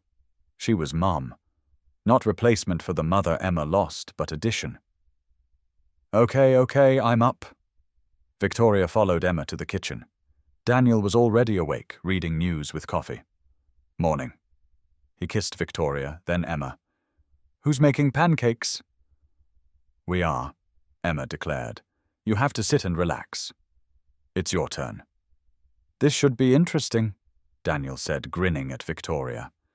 They made a mess. Flour everywhere, batter on the ceiling somehow. Emma insisted on flipping them herself, sending half onto the floor. Victoria laughed until her stomach hurt. When they finally produced something marginally edible, they served it to Daniel with ceremony. Best pancakes ever, he declared, though they were burnt on one side and raw on the other. You're a terrible liar, Daddy. Emma said. Yeah, but you love me anyway. Yeah, we do. After breakfast, they worked in the garden. Well, Daniel and Emma worked. Victoria mostly supervised, still learning the difference between weeds and flowers. She wore old jeans and Daniel's t-shirt dirt under her fingernails' hair in a messy ponytail. The CEO would be horrified. The woman, the mom, loved it.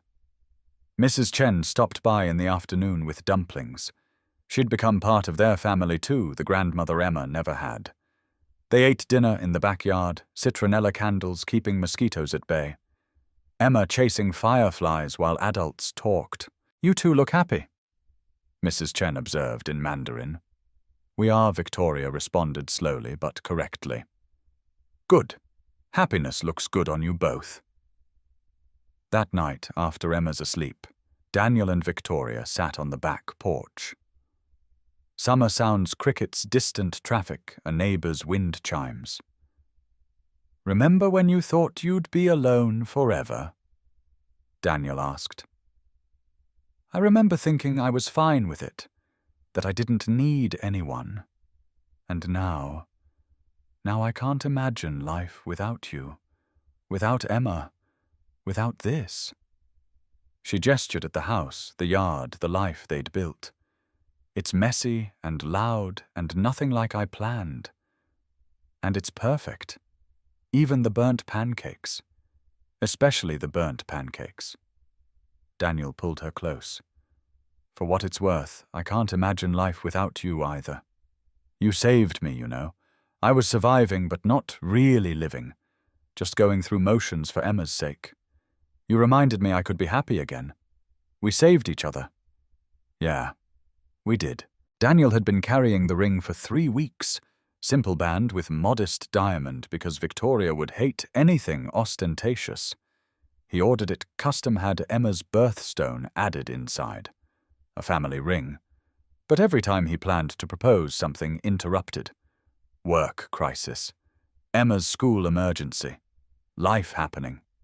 He was starting to wonder if the universe was sending a message. "Just ask her," Emma said one evening while doing dishes. "Why are you being weird?" "I'm not being weird." "You are. You check your pocket like every 5 minutes. Mum's going to think you have a medical condition."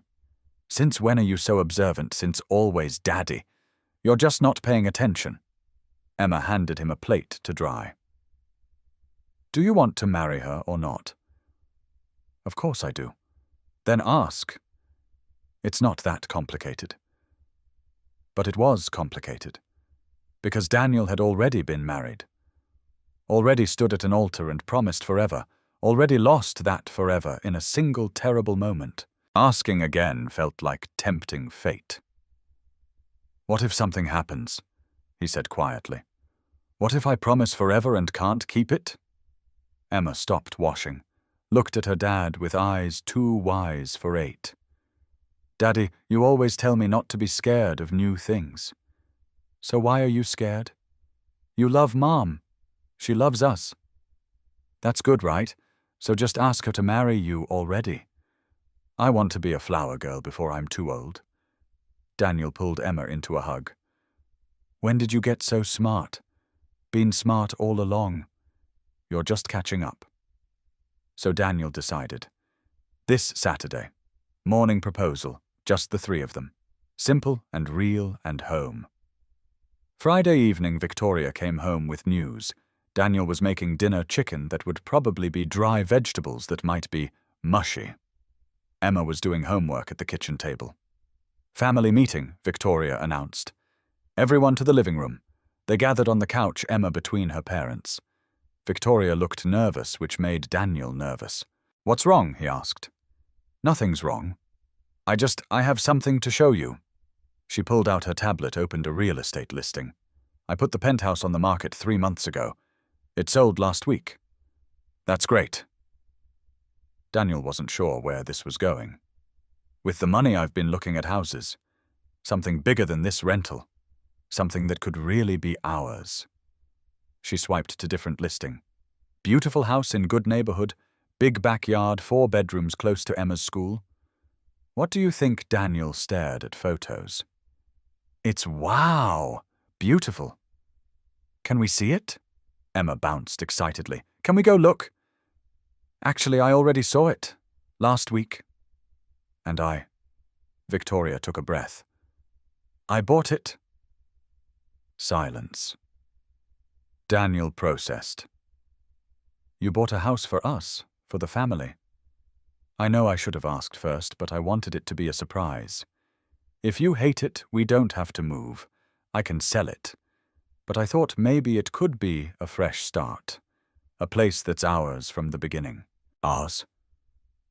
Daniel's throat tightened. You bought us a house. Is that okay? I'm really bad at this. I don't know the rules. Do people consult before buying houses? I just saw it and imagined Emma playing in that backyard and us having coffee on that porch and… Daniel kissed her. It's perfect. You're perfect. So we're moving. Emma squealed. Apparently we're moving. Victoria sagged with relief. Thank God. I was terrified you'd think I was overstepping. You're not overstepping. You're building a life with us, our life, and that's exactly what I want. They spent the evening looking at the listing, making plans. Emma claimed the room with the window seat. Victoria wanted to convert one bedroom into an art studio for Emma. Daniel just kept staring at photos, overwhelmed by the generosity, by the commitment it represented. After Emma went to bed, Daniel found Victoria on the couch, looking at the listing again.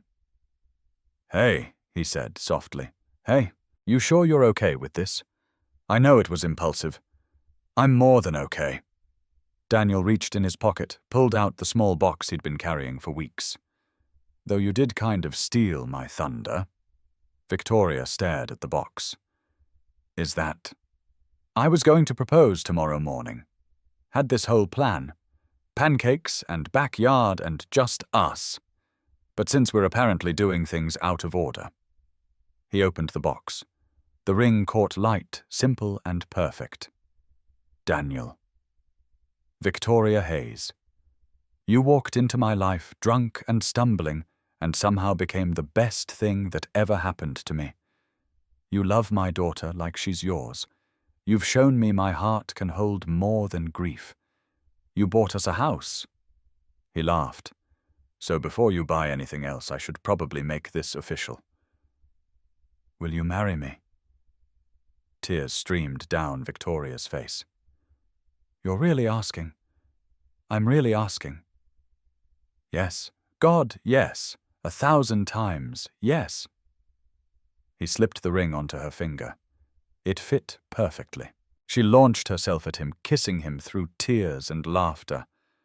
I love you, she said. I love you so much. I love you too, even though you bought a house without telling me. Are you really mad about that? Not even a little bit.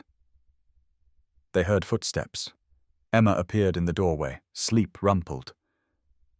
Did you ask her yet? You were supposed to be asleep, Daniel said. I was too excited to sleep. Did you… Victoria held up her hand, showing the ring. He did. Emma whooped so loud the neighbors probably heard. She ran over, launching herself at them both. We're really a family now. We were always a family, sweetie, Victoria said. Now we're just making it official. Can I be a flower girl? Absolutely. Can we move to the new house soon? As soon as possible. Can we get a dog? Don't push your luck, Daniel said. But he was laughing. They sat there, the three of them tangled on the couch, planning their future. A future that seemed impossible a year ago. A future built on one choice, to help one choice, to acknowledge one choice to love. 3 months later, they married in Lincoln Park. Small ceremony, just close friends and family. Mrs. Chen cried through the whole thing. Emma took her role as flower girl with utmost seriousness, though she also insisted on giving a speech during the reception. I'm 8 years old, Emma told assembled guests, and I've learned some important things. Like that families don't have to look like everyone else's, and that it's okay to love new people even when you miss old people, and that sometimes the best things happen when you least expect them. She looked at Daniel and Victoria. My daddy helped Mum when she was having a bad night, and she helped him remember how to be happy. And they both helped me see that our family could grow. So I guess what I'm saying is thank you for choosing each other, and for choosing me, Not a dry eye in the crowd. Victoria's vows were simple. I spent 38 years thinking I had to do everything alone. Then you drove me home one night drunk and stumbling and broken, and you didn't run. You stayed. You brought me water and asked for nothing. You introduced me to Emma, who taught me that families aren't born, they're chosen. You showed me that showing up matters more than being perfect. That love grows in burnt pancakes and bad braiding and soccer games in the rain. I choose you, Daniel. I choose Emma. I choose this messy, beautiful life we're building. Daniel's vows made Victoria cry. You asked me once why I helped you that night. I told you it was the right thing to do. But the truth, I saw someone drowning and remembered what that felt like. I didn't know that helping you would save me too, would show Emma that hearts can heal, would prove that the best chapters come when we least expect them. Sarah taught me how to love. You taught me I could love again. Thank you for that gift, for being brave enough to let me in, for loving my daughter like she's yours, for reminding me every day that joy can follow grief. They kissed as husband and wife, and Emma cheered louder than anyone. The reception was in a small restaurant, casual and intimate. No champagne towers or ice sculptures, just good food and people who loved them. Daniel and Victoria's first dance was to a song Emma picked, A Whole New World, because that's what they'd given each other. Late in the evening, Daniel found Victoria on the small patio taking a breather from the party. Hey, Mrs. Brooks. She turned, smiled at the name. Hey yourself. Happy deliriously. Any regrets about the fancy penthouse life you gave up? Not one. Victoria pulled him close. This is better. This is real. They stood there holding each other, sounds of celebration drifting from inside. Emma's laugh rose above the rest, joyful and free. We did good, Daniel said. Yeah, we really did. 1 year later, they were back at the Palmer House for the annual Tech Innovation Gala. Same ballroom, same chandeliers, same crowd of ambitious people in expensive clothes. But everything was different. Victoria and Daniel arrived together, her hand in his.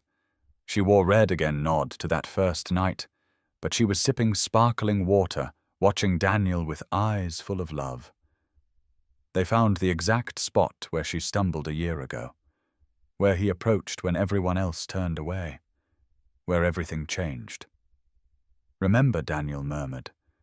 How could I forget I was so drunk I could barely stand?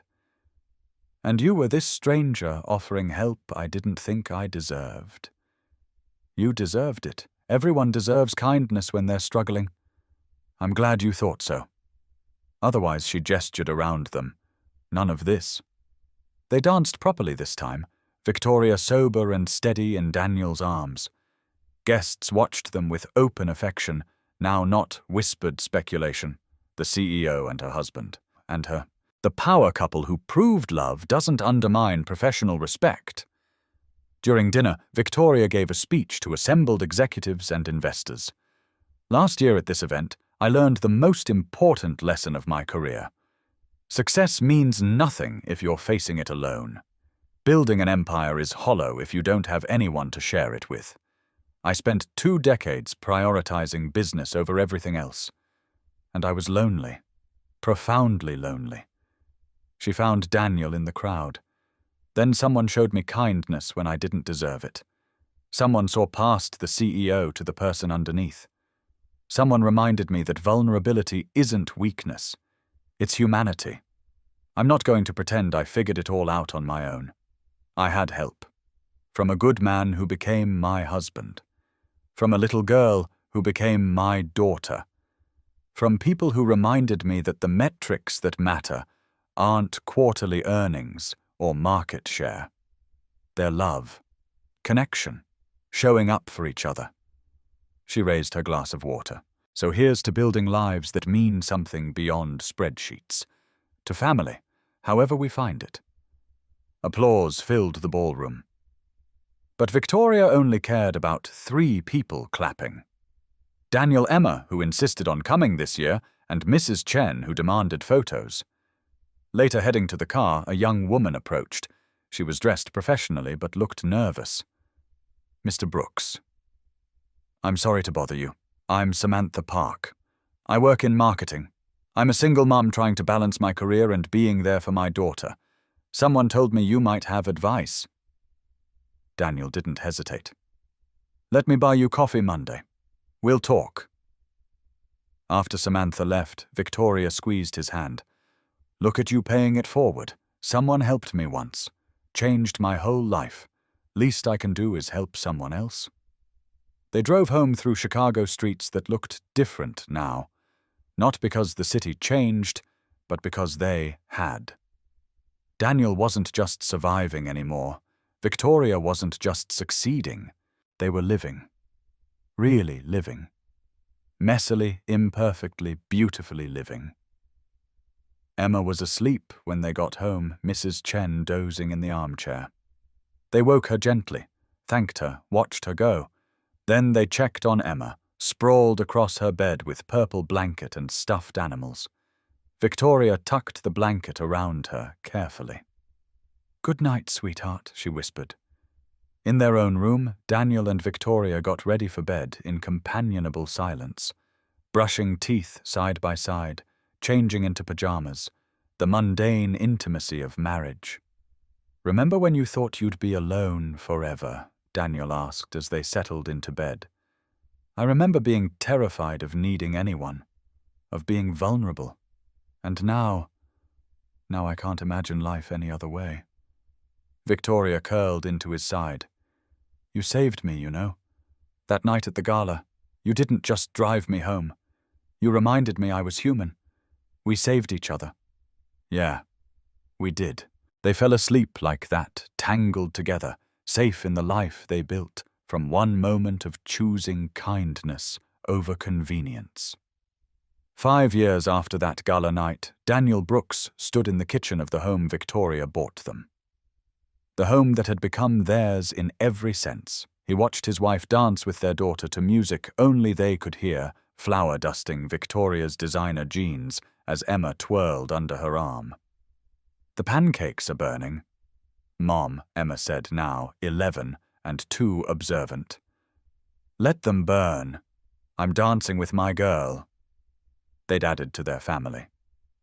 2-year-old Thomas played with blocks in the corner building towers that defied physics.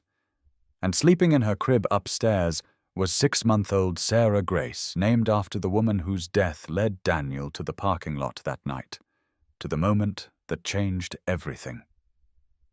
Sarah would have loved this, Daniel said quietly to Victoria later when the kids were occupied. The chaos, the noise, the family. You think about her a lot. Sometimes, not with pain anymore, more like gratitude. She taught me how to love, how to be a father. And even though losing her nearly destroyed me, I survived it, which meant I was still here when you stumbled into my life. Victoria leaned her head on his shoulder. I like to think she'd approve of us. She would. Sarah believed people should grab happiness wherever they find it. She'd tell me I was an idiot if I let you go. The doorbell rang. Richard and Margaret Hayes arriving for weekly family dinner. They'd become devoted grandparents, showing up reliably with food and toys and eager hands to hold babies.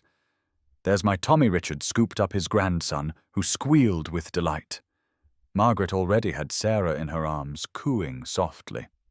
Emma showed them her latest art project, a painting for the school exhibition. Mom helped me with the shading, she explained proudly. The casual mom that came so naturally now. Watching his family, biological and chosen, messy and perfect Daniel, felt that familiar gratitude well up. The CEO who once commanded empires with ice now sat cross-legged on the floor playing dinosaurs. The single dad who thought love died with his wife discovered his heart could expand infinitely. The lonely woman and the grieving man found each other in the worst moment and built the best life. Monday brought Victoria's keynote speech at the Women in Business conference. She'd done dozens of these, but today was different. Today she was telling the full story. 5 years ago I got drunk at a company gala, she began voice steady. Couldn't find my driver, could barely walk. Every executive I worked with saw me stumbling and turned away, except one mid-level manager who drove me home in his 10-year-old Honda and asked for nothing in return. The room was silent, attentive. Victoria continued. I could have pretended it never happened. Fired him to protect my image. Let shame dictate my choices. Instead, I said thank you. That changed everything. Not just because we fell in love, though we did, but because acknowledging vulnerability instead of hiding it reminded me I was human. That power without humanity is just emptiness dressed in expensive suits. She talked about Emma, about learning to be a mother at 38, about Thomas and Sarah, and building a family that looked nothing like what she imagined, but everything she needed. About leaving the office at 5:30 for dinner, about burnt pancakes and school plays and choosing life over constant work. Success isn't avoiding failure, Victoria said. It's what you do the morning after. Do you pretend it didn't happen? Or do you look it in the eye and grow from it? I chose growth. I chose honesty. I chose love. Best business decision I ever made. The standing ovation lasted 3 minutes. Afterward, young women lined up with questions, with stories, with gratitude. One asked, how do you balance family and career without guilt? Victoria's answer was honest. I don't. Some days work suffers. Some days family does. But I stopped trying to be perfect at everything. I aim for present, for real, for enough. My daughter told me last week, Mom, you're not good at braiding hair, but you never miss a soccer game. That's what matters. Showing up. Being real. Loving imperfectly but completely.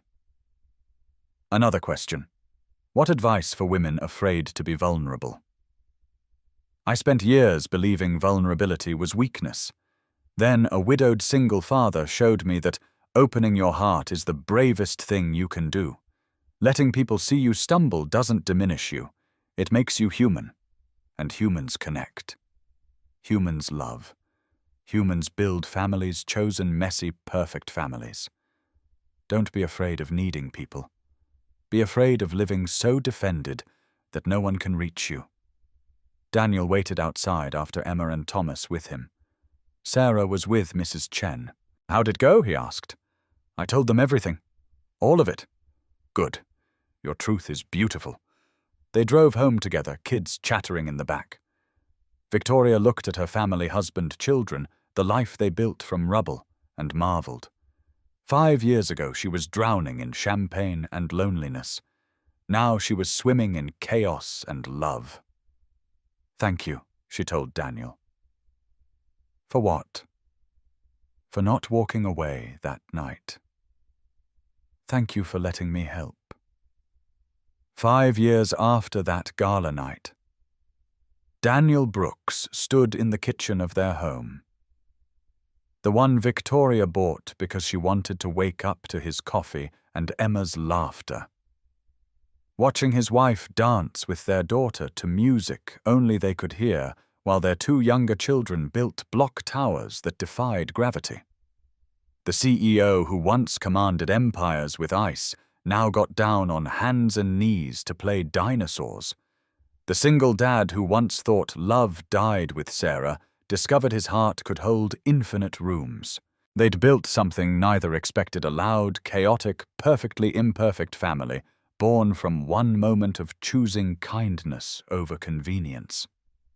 At Hayes Technology Group, their story became legend, not scandal, but inspiration.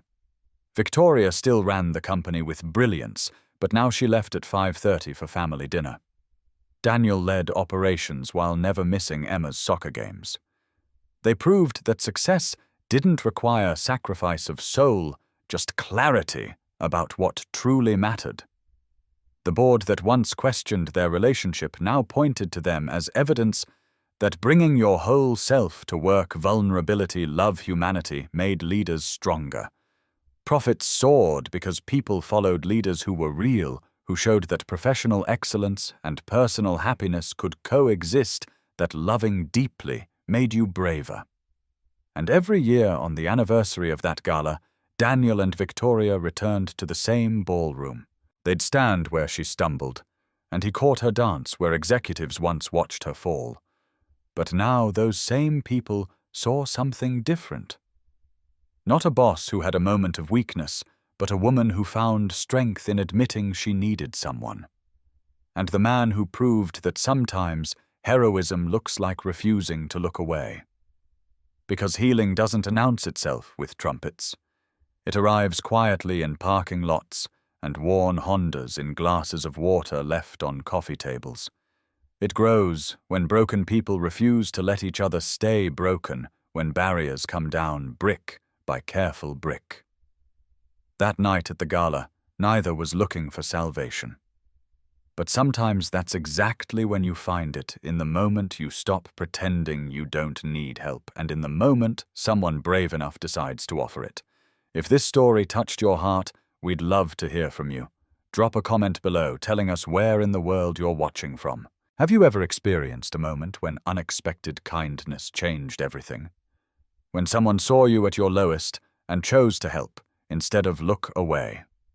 Share your story with us. And if this story reminded you that vulnerability is strength, that second chances are real, and that the best families are often the ones we choose, please hit that like button right now.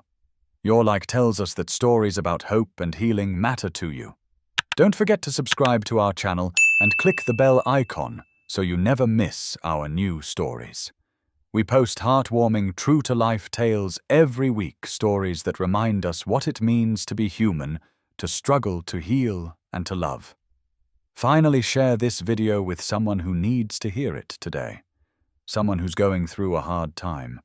Someone who's forgotten that kindness still exists. Someone who needs to remember that it's never too late to open your heart again. Your share could be exactly what they need to hear right now. Thank you for being part of our Soul Lift Stories family. Until next time, remember that the smallest acts of kindness can change someone's entire world. Sometimes all it takes is refusing to look away when someone needs help. Sometimes the most heroic thing you can do is simply be there. We'll see you in the next story.